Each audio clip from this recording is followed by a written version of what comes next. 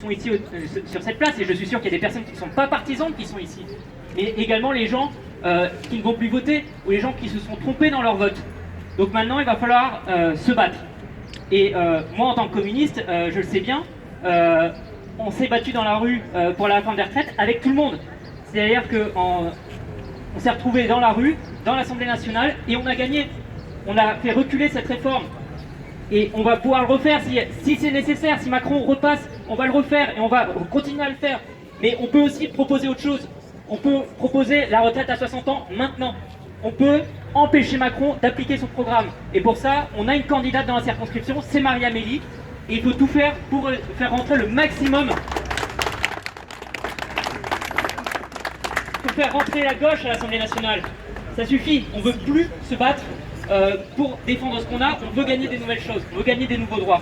Et d'ailleurs, aujourd'hui, les salariés luttent dans les entreprises, dans les syndicats, pour demander des augmentations de salaire. Parce qu'aujourd'hui, le pouvoir d'achat, les conditions de vie difficiles, c'est des motifs de lutte.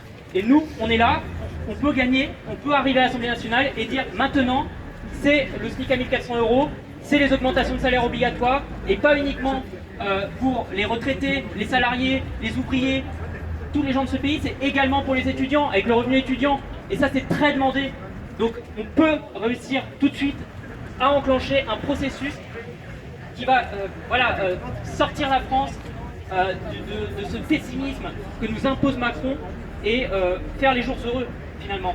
Voilà, c'est notre objectif. Et je pense aussi aux infirmiers.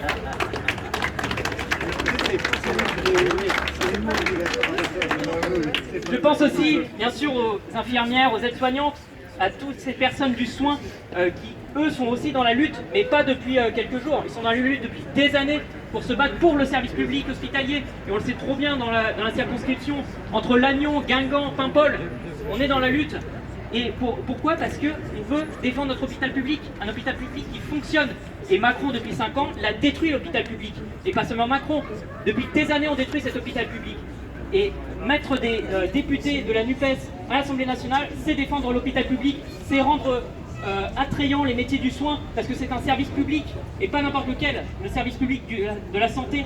Et on sait combien c'est important, la santé. Et surtout, à chaque fois qu'un service public ferme quelque part, eh bien c'est la République qui s'en va en fait. C'est-à-dire que on va avoir un désintéressement de la politique parce que l'hôpital a fermé, parce qu'il n'y a plus de bureau de poste, parce qu'il n'y a plus de train. Et les gens sont en colère. Et quand ils sont en colère, soit ils s'écartent de la chose publique, et il va falloir aller leur parler à ces gens-là. Mais pire, il y en a certains qui se disent finalement l'extrême droite est une alternative. Finalement, l'extrême droite vous propose une alternative à Macron, mais pourtant c'est qu'une imposture historique. Ils veulent nous ramener dans la France des années 40, mais pas celle de la Sécu et de la reconstruction. Non, vous l'aurez bien compris, c'est pas de cette France-là qui parle l'extrême droite, c'est d'une autre. Et donc du coup, nous, on parle d'une France, de la Sécu, on parle d'une France, de la reconstruction, des jours heureux. Et oui, c'est pour ça qu'on se donne cette tâche ici, à parler aux abstentionnistes, aux personnes qui ont pu voter pour l'extrême droite, pas parce qu'ils sont fascistes, mais parce qu'il n'y a plus de service public, parce qu'il y a un déclassement, mais organisé par le pouvoir de Macron. Et c'est pour ça qu'on souhaite ce rassemblement, on veut ce rassemblement qui soit populaire, écologique et social, et ça autour d'Amélie Troadec dans cette circonscription. Je vous remercie. Merci Flavien, ouais, on peut l'applaudir, c'était super.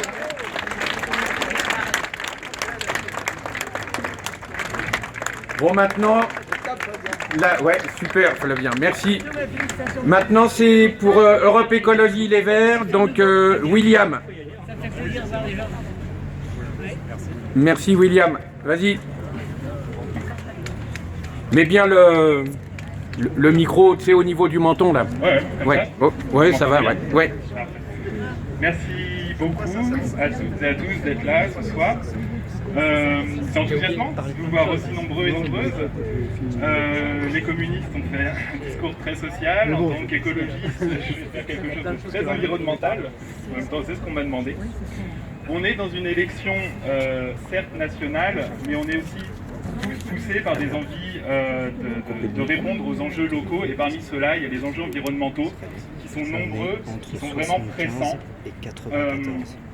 De Binic à Trébordin, en passant par Paimpol, on a des très belles côtes, et ces côtes elles sont menacées par la pression humaine, par la montée des eaux qui sont la conséquence directe du réchauffement climatique. Il y a eu 41 communes qui sont prioritaires par rapport à cette surveillance des côtes.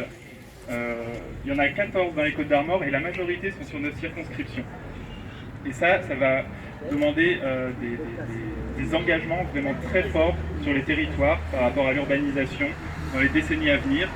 Parce qu'il ne faut pas oublier que d'ici 2050, la majorité de Bréa, la zone où on se trouve, là, dans le centre de Paimpol, va être submergée plusieurs fois par an. Certainement.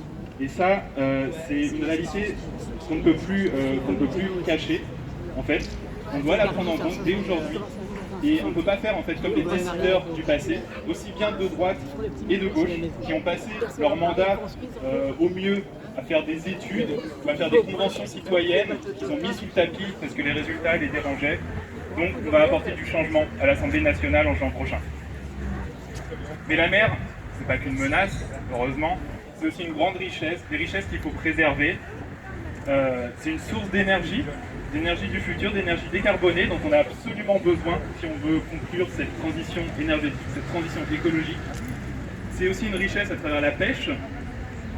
Ça peut être une pêche destructrice et on lutte contre ça. Ça s'est vu la semaine dernière où déjà tous ensemble au Parlement européen on a voté dans la même direction pour interdire des méthodes de pêche destructrices des fonds. On peut continuer cette lutte sur le territoire français. Il y a des exemples locaux dans la baie de Saint-Brieuc par exemple. Si on regarde la gestion de la coquille Saint-Jacques, c'est quelque chose de très constructif qui permet de protéger la ressource, de permettre la durabilité des emplois. Et voilà, c'est ce type d'initiative qu'il va falloir faire émerger de plus en plus sur notre territoire. La mer aussi, et nos côtes en particulier, sont touchées par un phénomène malheureusement qui rend célèbre les Côtes d'Armor, c'est celui des algues vertes. Les algues vertes, ça nous ramène à la terre. Il y a notre modèle agricole productiviste qui avait peut-être une pertinence à la sortie de la guerre, mais qui maintenant est complètement obsolète et qui manque de faire en réalité, qui nuit en premier aux agriculteurs et aux agricultrices qui sont ou sinon on fait Yves-Marie. Qui sont poussés au surinvestissement, Alain. au surendettement. Et on sait qu'il y a de nombreux suicides d'agriculteurs et d'agricultrices qui sont poussés à bout pour produire des choses vraiment de piètre qualité. Et ça, ils sont poussés par leur pseudo-coopérative, on en a, qui sont juste à côté d'ici. Oui, juste derrière. Exactement, juste derrière. À Ploubasse-Banec, il y a les questions des serres chauffées, des serres éclairées, il y a des scandales qui sont des secrets de Polichinelle, à Ploua, à Langoisse, il y a les extensions de fermes-usines. Tout ça, ça va être des luttes que l'on a partagées sur le terrain et qu'il va falloir continuer à pousser à l'Assemblée nationale. On va le changer, ce modèle agricole productiviste, parce qu'on ne peut plus aller dans la même direction. Et parce qu'il y a aussi des solutions alternatives qui émergent dès aujourd'hui sur le territoire. Et la mission de nos députés, de Marie-Amélie, quand elle sera élue, peut-être dès le 12 juin, peut-être le 19, et ben ça va être de permettre de faire entrer l'écologie à l'Assemblée nationale, de faire entrer l'écologie dans la loi, pour que ces modèles destructeurs ne puissent plus être légaux et pour que les alternatives écologiques puissent s'épanouir sur nos territoires et qu'ils deviennent la norme du futur. Merci. Merci à toi. Merci William. Donc oui, on peut l'applaudir aussi pour le discours rassembleur. Donc du coup... En régie, on te dit on est en train d'appeler donc Michel Blin. Ah ok, bon, on me dit qu'on est en train d'appeler Michel Blin pour Ensemble 22. Et dès qu'on l'a, on va démarrer avec lui. Ou on passe... Marie, t'es là? Alors, on va changer donc dans l'ordre. Maintenant, ça va être Yves-Marie Lelay de Génération Écologie qui va nous présenter un peu... Oui, mais si, ça va fonctionner. Donc Yves-Marie n'a pas pu venir, mais bon, il est au téléphone et il va nous expliquer un petit peu l'aspect environnemental. Bonjour à toutes et bonjour à toutes. Et excuse de n'être pas parmi vous. je suis dans un autre port, à La Rochelle, pour expliquer aux Rochelais, justement, la catastrophe des marées vertes. Et donc, mes premiers mots, c'est d'abord pour remercier Marie-Amélie d'avoir choisi comme suppléant quelqu'un qui, à la fois, représente Génération Écologie, mais qui est aussi un militant de terrain. Et à travers ce choix, c'est tous les écologistes sans grade qui se battent tous les jours auprès de 1001 personnes pour pouvoir faire reculer les effets, en particulier de l'agriculture intensive industrielle. Ce modèle agricole breton dont nous ne voulons plus. Il paraît qu'il est chargé de nourrir le monde. Ce que je sais en tout cas, c'est que le monde est trop grand pour lui et que, à défaut de nourrir le monde, il nourrit la Bretagne de tout un ensemble d'immondices, de tout un ensemble de pollution, et que ce n'est jamais comme cela qu'on nourrit le monde, en tuant la biodiversité, en tuant les insectes et en ne respectant rien des paysages. L'eau est polluée à cause de ce modèle agricole breton que tous les élus jusqu'à présent ont soutenu de façon indéfectible. Nous l'avons vu il y a peu de temps à Longuatte. Nous avons eu devant nous Kyrielle Bellu qui soutenait le maire de Longuatte, prétendant que l'agriculture familiale, c'est 22 500 cochons. Vous avez entendu? Agriculture familiale, 22 500 cochons élevés, dans des conditions effroyables. Et donc, c'est ce modèle agricole qui ne peut plus tenir. Il ne peut plus tenir parce qu'il est aussi producteur de gaz à effet de serre. Il est aussi celui qui favorise le réchauffement climatique. Et donc, ce sera à nous de réinventer un nouveau modèle agricole.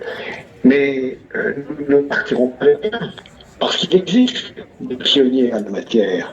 Il existe tous ceux qui font depuis des années, et souvent devant la risée de leurs petits camarades de l'agriculture intensive, qui font de l'agriculture biologique et qui ont défendu ce modèle. Mais c'est aussi tous ceux qui ont suivi Pochon, André Pochon, pour qui c'est l'herbe qui doit triompher, c'est l'herbe qui doit être donnée à manger aux vaches et non pas du maïs, qui est une plante polluante qui fabrique des marées vertes. Ces pionniers-là sont ceux qui sauront nous dire comment transformer ce modèle agricole breton. Parce que nous n'en voulons plus. Il faut en finir avec cet ancien monde, qui est un ancien monde suicidaire. Et nous serons porteurs d'un nouveau monde nécessaire, parce que nous n'avons pas d'autre choix. C'est pour ça que nous avons toutes et tous notre place dans cette campagne. Chacun d'entre nous, effectivement, est chargé d'une formidable responsabilité. À partir d'aujourd'hui, il n'y a plus LFI, il n'y a plus Génération Écologie, il n'y a plus Europe Écologie Les Verts, il n'y a plus PC. Il y a Nouvelle Union Populaire, Écologique et Sociale. Et c'est derrière ces bannières-là que je suis content de voir que nous nous rassemblons tous. Et cette bannière, elle est portée haut et fort par Marie-Amélie, que je salue, de ma lointaine La Rochelle, avant de revenir vite parmi vous pour pouvoir entrer pleinement et physiquement dans cette campagne. Donc je vous salue toutes et tous et je fais une grosse bise à Marie-Amélie.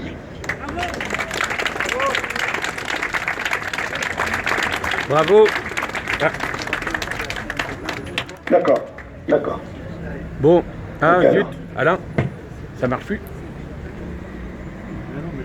Non, mais c'est pas ça, c'est mon truc. Oui, allô? Non? C'est où? C'est là? Ah, c'est toi. C'était du mauvais côté. Bon, bah merci à Yves-Marie. Et du coup, maintenant,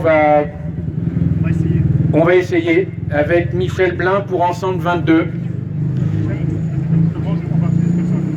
Normalement, ça devrait le faire. Bon, on est nombreux là.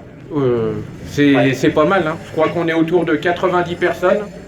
Puis il y en aura certainement encore d'autres qui vont venir, j'espère. C'est parti? Donc, Ouais. nous, à Ensemble 22, nous sommes très heureux que l'Union populaire ait pu se réaliser avec la gauche et les écologistes aux législatives. Comme en 1936, s'est créé le Front populaire, donc Union populaire, Front populaire, qui a été vainqueur de la menace des ligues fascistes. Envoyer un maximum de députés possible et surtout la majorité à l'Assemblée est notre objectif. Quelques exemples concrets en économie. Macron feint de découvrir dans l'affaire Orpea que le fonctionnement normal capitalisme est du profit pour verser des dividendes d'actionnaires au détriment des usagers, donc rationner l'alimentation des salariés, des salaires et conditions de travail et de l'État, c'est-à-dire la reçu des subventions. Et l'État libéral n'a pas protégé les citoyens dans le cas d'Orpea. Si Nokia à Lannion est prêt à sacrifier des pans entiers de la recherche pour verser des milliards de dividendes. Nos retraites vont baisser. Pourquoi elles vont baisser? C'est pour laisser le champ libre aux assurances privées et aux fonds de pension. Et dernier point aussi concret, l'écologie doit pointer d'abord les responsables des pollutions, les multinationales, Total, Gazprom, etc., et les banques qui les financent. Ces exemples concrets nous montrent que la finance, voilà l'ennemi. C'est une citation de Hollande au discours du Bourget. Prenons-le au mot. Régulons la finance, restreignons l'action de la finance et notre vie n'en sera que meilleure. Merci. Merci Michel. Merci à Michel. Alors maintenant, pour la France Insoumise, on demande Laurence. Le micro est là-bas, Laurence. Ouais, merci à toi aussi. Il est là sur le côté. Bonjour. Alors, mais le menton, oui. Bonjour à tous et à toutes. Je ne vais pas bouder ma joie. J'en rêvais depuis des années. Il y a tellement de gens avec qui... moi, je suis là depuis 20 ans. Ça fait tellement de temps qu'on milite ici pour les retraites, contre la fermeture de FTRD, d'Alcatel. D'ailleurs, j'ai commencé par là, quand je suis arrivée. Et contre les algues vertes, contre l'extraction de sable, contre l'élevage intensif, pour sauver l'hôpital, pour sauver les écoles. C'est un grand moment de joie. Merci à vous tous, merci pour cette union, merci pour cet élan, merci pour tous ceux au fil du temps là, de ces dernières campagnes qu'on a essayé d'aller faire voter, de faire croire que la politique c'était pas que des pourris, de leur donner l'espoir de les faire voter pour et pas contre. Je pense que nous sommes l'espoir pour que des gens votent enfin pour un programme, pour une amélioration. J'ai envie de dire deux choses. On a aujourd'hui deux défis. Celui de régler les fins de mois. Et aujourd'hui, c'est difficile pour beaucoup de gens. Je suis allée faire mes courses hier dans un magasin, un tout petit magasin populaire à Lannion, et il n'y avait plus d'huile. Et les gens, ils étaient déjà complètement désemparés. C'est difficile. Mais les gens parlent dans les rayons maintenant. Les gens disent leur difficulté de finir les fins de mois. Et puis, on a un autre défi. Il est tout aussi urgent parce qu'on aurait dû le résoudre hier. C'est celui de la fin de notre planète, si on continue ce système qui est mortifère. On doit arrêter. Alors on a deux choses à faire, deux choses urgentes. C'est nourrir et aider tous les gens qui sont dans le besoin, toute cette misère. Il n'est pas normal que nos étudiants fassent la queue. Il n'est pas normal que les gens soient à l'aide alimentaire. Quand les plus riches ici, nous avons quand même les plus riches en France, il faut partager. Il n'est pas normal non plus qu'on fasse crever notre planète, qu'on ne donne même pas un futur à ces générations-là qui sont déjà en train de crever alors qu'ils n'ont pas à manger. Voilà. Je veux dire aussi une chose, c'est la politique, c'est pas une mauvaise chose. Il faut nous en emparer. Il faut que demain, les gens puissent dire la politique, c'est notre quotidien. La politique, c'est la vie. Quand on essaye de frapper aux portes, et on a fait pas mal de porte-à-porte, on s'est retrouvé parfois avec des portes closes, et les gens nous disaient bah non, on ne fait pas de politique. Quand la porte s'entrouvrait, on essayait de leur dire mais vous, ça vous intéresse la retraite à 60 ans? Mais vous, ça vous intéresse de manger? Mais vous, ça vous intéresse l'hôpital? Et on disait mais la politique, c'est ça? C'est pas autre chose. C'est pas ce qu'on vous raconte depuis des années. La politique, c'est vous, c'est votre quotidien. Et c'est ça que je pense que moi et tous les gens que j'ai autour de moi, toute cette belle équipe, notre envie, elle est quoi? C'est de changer le quotidien, notre quotidien, le quotidien de nos enfants. C'est ça la politique. Et la politique, ça doit définir l'économie et pas l'inverse. Et ça, je pense que c'est important. Je voulais juste dire que quand je suis arrivée il y a 20 ans, j'ai demandé à quelqu'un quand était le prochain bus. On m'a répondu jeudi de la semaine prochaine.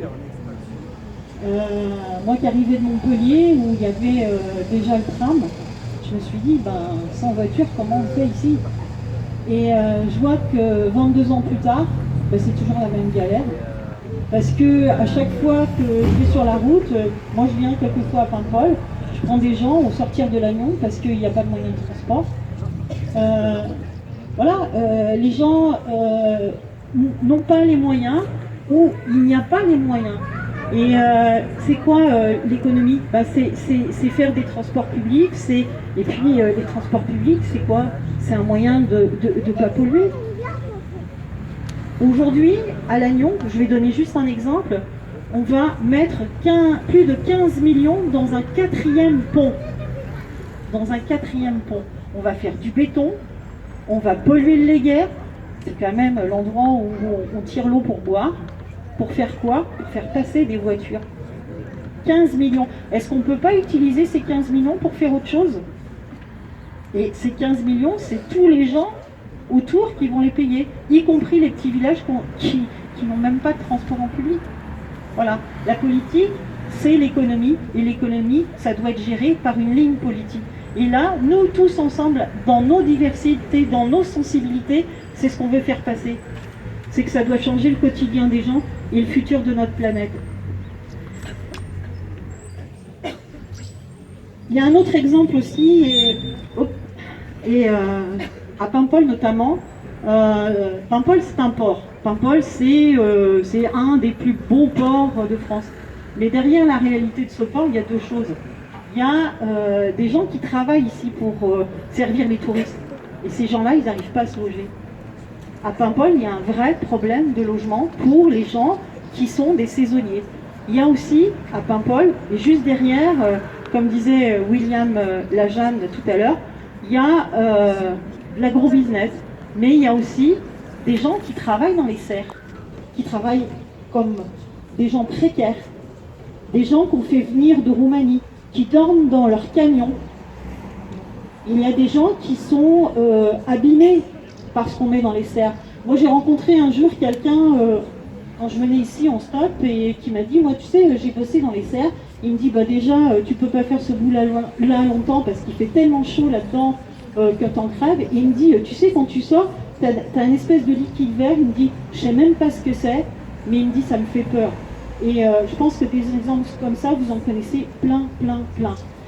Alors oui, on est dans une belle région qui a une super belle côte, avec des résidences secondaires, avec des gens qui ont beaucoup d'argent et d'autres gens qui ne peuvent pas se loger parce qu'ils n'ont plus les moyens, parce que le prix de l'immobilier a grimpé et ce qui les oblige à aller plus loin, de plus en plus loin. Et comme il n'y a pas de transport, ils sont obligés de prendre leur voiture. Ben, c'est tout ça qu'on veut changer. Et ça a un sens, et ça a un sens ici et ailleurs, dans toute la France. Et le travail. On assiste de plus en plus à une précarisation, que ce soit au niveau des sans-diplômes ou des hyper-diplômés. Je vais prendre l'exemple de ce que je connais bien, qui est le centre de recherche de France Télécom R&D, où les gens sont à bac plus 5 ou à bac plus 7, et sortent de là, et ils sont obligés d'avoir 2 jobs. Ou les gens qu'on recrute chez Nokia, des jeunes ingénieurs qui quittent leur région, qui viennent s'installer ici, qui ne trouvent pas de logement, et qui au bout de 6 mois, on leur dit ben c'est fini, vous partez. Voilà. Alors ici, moi j'entends depuis 22 ans, c'est vivre et travailler au pays. Ben, on va se battre aussi pour ça. Je pense qu'il y a une des choses pour nous qui est un petit peu la synthèse Et puis une chose importante, c'est la bifurcation écologique. Ça, c'est ce que nous devons faire. Pourquoi ? Parce que nous n'avons plus les moyens d'attendre. Parce que la bifurcation écologique, c'est à la fois en finir avec les fins moins difficiles et la fin de la planète. C'est une super opportunité de changer le monde du travail, le logement, les transports. Et pour ça, il y a déjà du travail qui a été fait et j'espère, et ça c'est le rôle de Marie-Amélie bientôt, et c'est franchement de tout mon cœur, en tant que députée, de servir d'intermédiaire entre un État qui j'espère sera dans la planification écologique et des communes à qui on donnera enfin la parole pour gérer au plus près des habitants des consultations sur vraiment ce qu'on peut faire de différent, un autre monde, pour qu'un autre monde soit possible. Et je vais finir par, je suis un peu une altermondialiste, par une citation de Thomas Sankara, président assassiné du Burkina Faso. Nous ne pouvons pas laisser à nos seuls ennemis d'hier et d'aujourd'hui le monopole de la pensée, de l'imagination et de la créativité. Merci à vous et encore, vraiment, je suis heureuse. Merci Laurence. Merci. Ouais, on peut t'applaudir. Pour conclure maintenant, on peut demander à Marie-Amélie de venir faire la conclusion de tout ça. Et après, il ne faudra pas partir, hein, parce que après, je crois qu'on boit un coup. Vas-y Marie-Amélie. Bonsoir, toutes et tous. Vous êtes nombreux. Waouh. Merci d'être là. Merci à tous les partenaires et les copains qui ont parlé précédemment. J'ai l'impression de presque plus rien avoir à dire. En fait, c'est un grand moment. C'est un grand moment politique. On est rassemblés ici, enfin. On a une union, enfin. Et on va pouvoir faire quelque chose avec tout ça. Étant donné que je ne suis pas une politicienne, je me suis fait un petit papier parce que j'avais peur de ne pas suivre mon déroulé. Il paraît que ça s'apprend. Hein. Donc, une dynamique collective est née. Merci à tous les partenaires qui ont apporté leur contribution. Merci à vous, à cette force collective, ici ce soir à Paimpol.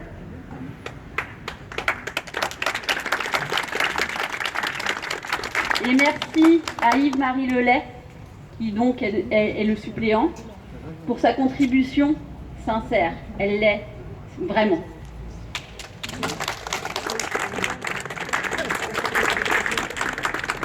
Nous concrétisons ce soir une union. Vous êtes là, nous sommes l'union. Vraiment, nous sommes l'union. Ne pas l'oublier. Nos différences nous enrichissent, nous laissent croire à un autre monde possible. Un autre monde est possible.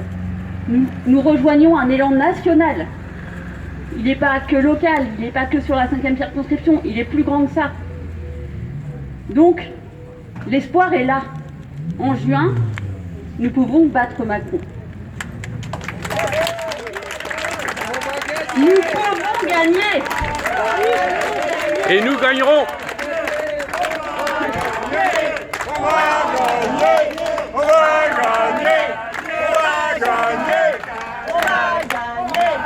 Bon, en commençant en premier ici, apparemment, dans la 5e circonscription, grâce à nous tous déjà réunis. Merci.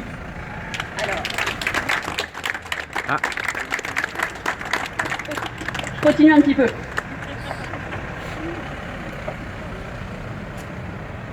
Il nous faut être courageux et se battre pour l'égalité des droits, des chances, pour le partage des richesses, pour une démocratie populaire, pour la liberté, pour la justice fiscale, sociale, pour sauver le climat, pour le vivant, pour le bien commun. Il faut être courageux et se battre pour le bien humain, pour le pouvoir d'achat, pour protéger nos services publics, nos concitoyens, nos seniors, nos enfants, et refonder autrement une démocratie populaire pour les générations à venir.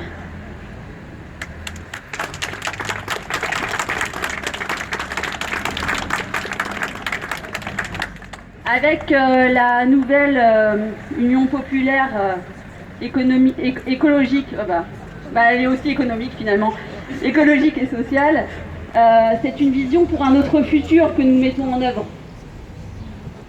Que triomphe la vie et l'espoir, un nouveau monde, lors de ces législatives. Le Trégor Vélo va prendre part à cet élan national, ça se sent déjà ici, en s'appuyant sur les ressources de la démocratie locale, avec le concours de ces élus locaux qui se battent au quotidien, redonnons goût et espoir aux gens. Cet espoir, nous commençons à le nourrir ce soir, peut-être même à boire un petit peu. Nous pouvons et nous devons gagner. Merci. Bravo. Ouais, on va gagner. On va gagner. Gagner. On va gagner. Un peu plus fort. Bon bah voilà. Eh ben merci.